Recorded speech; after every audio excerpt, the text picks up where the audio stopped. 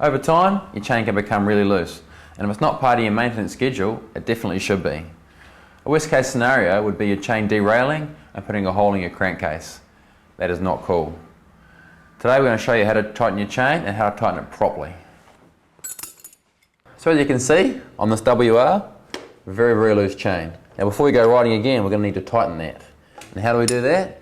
Well, simply through the chain adjusters right here. But before we adjust those, we have to loosen the rear axle off, just so they can move up and down.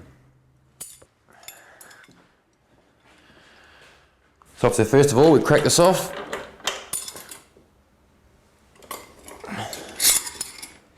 And we can start adjusting. First thing to do is undo this lock nut, like so. That holds the adjuster in place.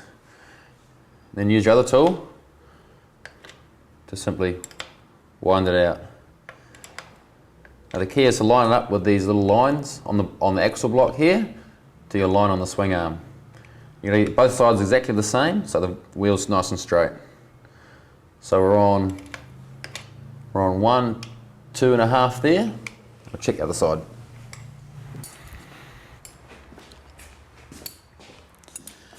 Same again this side. Crack off the lock nut. Then you can start doing this nut.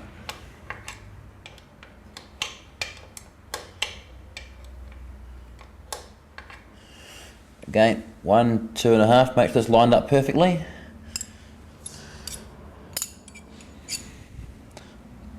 Hold that with your hand, and then while you're holding the small one, do the lock nut up, nice and tight. And just check again to make sure it's on the same setting, 1, 2.5, and then back around here again. Come back over this side again, we'll check it's the same measurements, 2.5, and then don't forget to lock up this nut, otherwise your adjusting can come loose.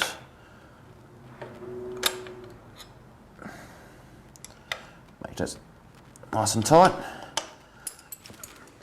And to finish off, we're going to tighten the axle back up again. This is a trick I learnt when I was younger.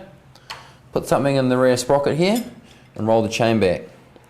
What that does is that brings the axle straight up against the adjusters there, so there's going to be no gap there just in case. Pull it back so it's nice and tight. Do your axle bolt up, nice and tight, pull it out and you're away. You can see there, chain's at good tension. A good tension's roughly 3 fingers, they say, from the bottom of the swing arm there, but you should be able to gauge yourself. It really is as easy as that.